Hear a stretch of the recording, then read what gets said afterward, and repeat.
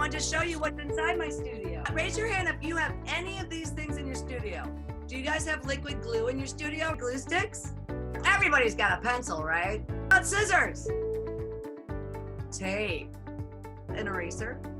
Do you remember what this is for? What do we put inside of it? Good dots! Scratch, scratch, scratch, and you throw it in the trash. I have really crazy brushes. Remember when we used this in class, Marcus, when we did our Chinese painting? What is that? I paint with feathers sometimes. What? Yeah! Isn't that crazy?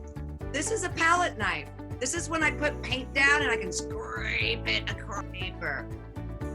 What else is in my studio? I have dry erase markers. Those are great because I love, it's like what we used to do in the art studio at school. We could draw lines and then we could erase them right away. So like if I did this, like if Marcus or Sylvie or Trajan made a person, and then Miss Jen or me might come by and go, oh, I'm gonna add hair to it. And you say, no, I don't like that hair. You can just wipe it off and you can erase the whole thing.